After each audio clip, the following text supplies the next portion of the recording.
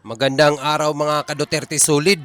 Naku po, itong video na nakikita nyo ngayon, ito ay patungkol kay Senator Jinggoy Estrada.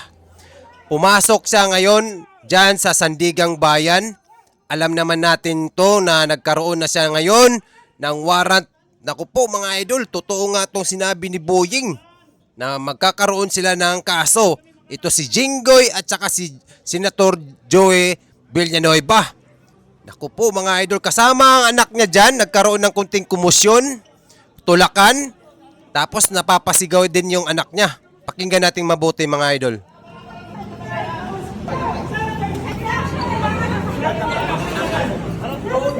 Yan, papasok na si Jinggoy, kasama niyang anak niya si Janela.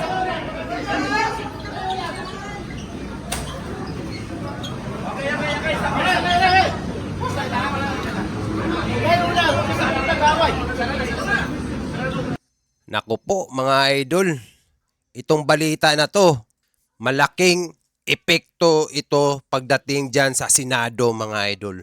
Malapit na ang trial itong patungkol kay Inday Sara na impeachment. Alam natin lahat dyan na ito si Jinggoy, si Joey Villanueva, pati si Bato, pati si Marcoleta, si Robin Padilla ay taga-majority. Ang labanan dyan sa loob ng Senado pagdating sa trial, lalong-lalo na itong impeachment kay Inday Sara, ay numero mga idol. Paguyas, naku po. Ito ganito pang mangyayari ngayon. Si Jinggoy ngayon kinasuhan, di ba? Di ba may sinabi ngayon na isusunod nila si Joel Villanueva? Tapos ngayon, pag once mangyari yan mga idol, kulang na sila. Kulang na. Plus si Bato pa. Pinaghahanap ngayon ng CIDG at saka itong NBI. Puntirya talaga nila ngayon itong mga maka-Duterte. Itong mga majority. Tayong mga taong bayan. Yan sila ay may mga puso yan. Yung kabila, alam naman to, ito yung mga dilawan. Nagsanib puwersa na ang mga dilawan at saka itong mga bangag. Ganito kalala ngayon mga idol. Timing na timing. Saktong-sakto. Lalong-lalo na itong impeachment ni Inday. Diba nakikita niya naman natin yung nangyayari dyan sa loob ng Senado. Halos wala na tayong dignidad dyan mga idol. Wala nang, hindi mo alam kung Isipin mo. Mas malala pa nga itong mga corruption na nangyayari. Impeachment talaga sila. Pagdating kay Inday talagang excited sila. Pahit niyo mga media. Kitang-kita nyo naman. Diba? Ngayon, pag yan mangyari, plus itong kay Bato na pinaghahanap siya ng CIDG at saka itong NBI, walang nagsampang kaso. Walang kaso si Bato dito sa Pilipinas. Ang dala-dala nila ICC. Alam naman natin ang ICC ay walang kapangyarihan sa Pilipinas. Wala silang jurisdiction. Hindi sila pwede na diktahan tayo. Ano tayo? Parang tauhan nila? Tuta tayo dito ng ICC? Baka itong admin ngayon. Itong araw, si PBBM, meron din siyang salaysay kasi meron siyang press conference ngayon na ginawa. Ngayon, nabanggit dito ang tungkol kay Bato. Itong ICC warrant.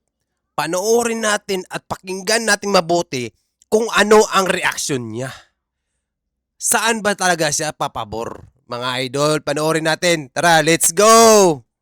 Panoorin natin tong sinabi niya dito patungkol sa ICC warrant kay Bato, mga idol.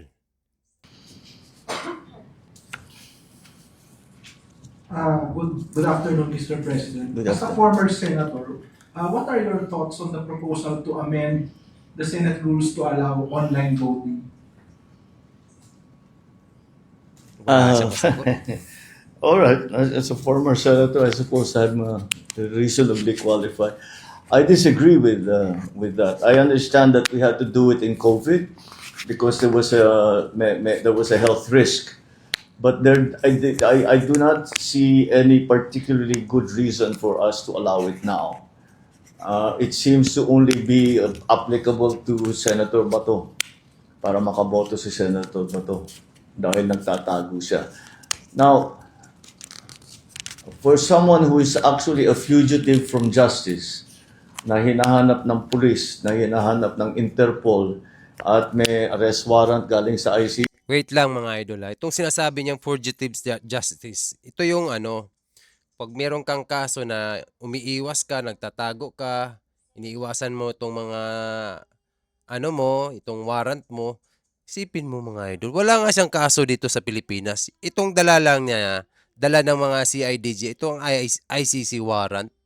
Isipin mo, presidente siya ngayon, ibig sabihin, agree siya sa ginagawa ng Interpol, binanggit nga niya, di ba? Okay, tuloy natin. Hindi naman yan, anong tawag nito? Hindi yan manghihimasok itong taga-ICC kung walang signal ng katastaasan dito sa ating bansa. Isipin nyo mga idol, saktong-sakto talaga itong impeachment ni Inday Sara. Ang labanan talaga dyan ay botohan. Ngayon, nandyan naman siya ngayon si Pangulo. Malaki ang responsibilidad niya kasi siya ang presidente ng Pilipinas. Lahat ng galaw ng galing bansa, bago pumasok yan dito sa Pilipinas, ay bibigyan ng signal na ng presidente. 'Di ba? Tuloy natin. palagay ko, hindi siya dapat bumoto. Hanggat dumating siya dun sa Senado. Kung he's willing to take the risk like he did the last time, ay ibang usapan yun. Basta't nandyan siya. So, it has been the long-standing tradition of the Senate is that if that you are not physically present on the floor when a vote is taken, that you cannot in fact vote. Kita mo mga idol, ang pinag-usapan dyan yung botohan, di ba? Kung wala doon mismo si Bato sa loob ng sahig ng Senado, not counted, parang ganun ang pinag-uusapan dyan. Kailangan nandun talaga. Kaya sinabi niya, kung isusugal mo ang iyong sarili, kagaya nung nakaraan, ay ibang usapan yan. Oh, di ba? Ganito yan. Ibig sabihin, sang-ayon talaga siya. Again, COVID gave us a different outlook in terms because we were concerned about health and safety at that point. We do not have those concerns now about health and safety.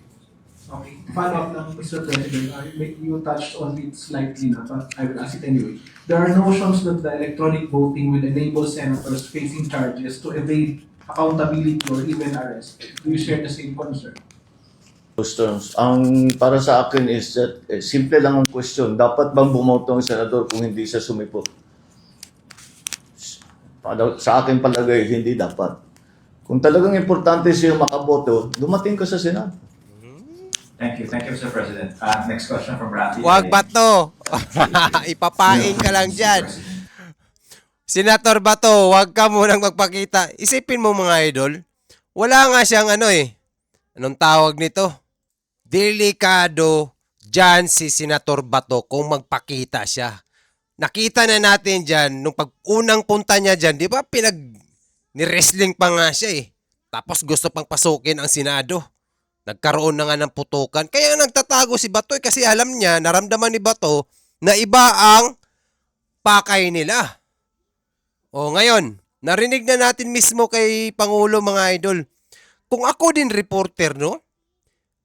Tatanungin ko talaga, Pangulo, meron bang jurisdiction itong taga-Interpol, itong ICC warrant na dala nila? Wala nga silang kapangyarihan, na parang dumikta sa atin. Ang nangyayari kasi ngayon, binibigyan natin ng tsansa itong taga-ICC. Walang kaso si Bato sa Pilipinas. Walang nagsampa. Sipin nyo mga idol. Ano bang pinaglalaban? Paulit-ulit na lang tayo. AJK, War on Drugs. Anong pinaglalaban ni Bato? Bayan. Sinong nakinabang? Taong bayan, ikaw mismo. Tayo mismo ang nakinabang. Hindi naman ng mga Duterte, hindi rin si Bato. Di ba? Ngayon, ang daming sumuko, ang daming nag-surrender. Ang labanan ngayon mga idol, pagdating sa impeachment sa loob ng Senado ay numero. Botohan yan dyan. Ngayon, susunod si Jinggoy. Nakita nyo naman kanina. Kung si Bato may kaso dito sa Pilipinas, kusa yan, katulad ng ginawa ni Jinggoy. Pupunta sa Sandigang Bayan. Lahat kasi nito, itong nangyayari dito kay Jinggoy, kay Joey Villanueva, Robin Padilla, ay aligasyon pa lang yan. Kay Marcoleta, di ba? Ganun pa lang yan. Taga-majority yan sila eh. Mapipilayan lahat dyan ang taga-majority. Ganyan ang labanan mga idol. Nakita na natin yan noon hanggang ngayon. Ganito ang admin ngayon. Isipin mo presidente tapos sasabihin niya hindi ako nakialam diyan. Anong nangyari kay Tatay Digong noon? Ganun din ginawa niya. Pinayagan niya 'yun, 'di ba? Mismo sabi na nga niya Interpol. Kung gusto niya magpakita ka. Ganun. Harapin mo, parang gusto niya ganun harapin mo itong ICC. Grabe, no? Di man lang sabihin niya, presidente niya, hindi walang karapatan ang ICC kasi wala silang jurisdiction. Ganun, period. Kasi presidente ka eh. Papayag ka ba itong nasasakupan mo? Hindi kasi, ganito kasi yan mga idol. Kasi baka Duterte talaga tayo. Sila ay nagsanib pwersa ang dilaw at saka itong mga bangag. Once mapilayan na ang majority dyan sa loob ng Senado, wala na. Talo tayo sa botohan kung anong mangyayari. Malapit na, naghahanda na yan sila lahat-lahat. Basta mawag lang bumalik ang Duterte sa palasyo. Wag lang makapasok si Inday Sara sa 2028. Tapos may balak pa silang mag-extend. Buti kung ang i-extend presidente kung maganda sana ang ginawa. Wala nga hindi nga natin nararamdaman eh. Tingnan mo itong mga reporter. Walang lakas magloob magsabi na may jurisdiction ba sila? Itong ICC, Pangulo, sa Pilipinas? Di ba? Wala. Walang lakas magsabi sa kanilang ganyan. Takot din sila. Di ba? Grabe talaga. Ilang araw na lang magkakaroon na ng impeachment itong kay Inday Sara. Alam natin lahat dyan, gagawa talaga sila ng paraan dyan na mapipilayan yan silang lahat dyan. Isusunod nila si Joey Villanueva, si Marcoleta. Yan, maghahanap talaga silang maipupukol, mabawasan lang yan sila lahat dyan. Sipin mo, presidente, Yan, kita na natin ha. Doon, kasi si Tatay Digong, talagang ayaw niyang makisawsaw kumbaga. Ngayon, mga reporter walang lakas loob yan. Walang lakas magloob, magtanong kung bakit ganun. Isipin mo, si Trillanes dala niya yung warrant sa ICC. Grabe, no? Ganito ang labanan dyan, mga idol. Kaya yan sila, katakot-takot lang pag bumalik ang mga Duterte dyan sa loob. Kaya humanda sila. Walang iba kasing lumalaban dyan. Ang Duterte lang. Ang Duterte lang ang nagbubulgar lahat dyan ng mga pinaggagawa nila. Okay? Kaya ganitong nangyayari ngayon. Si Jinggoy na dyan sa Sandigan Bayan. Naku, hindi natin alam kung anong mangyayari sa susunod.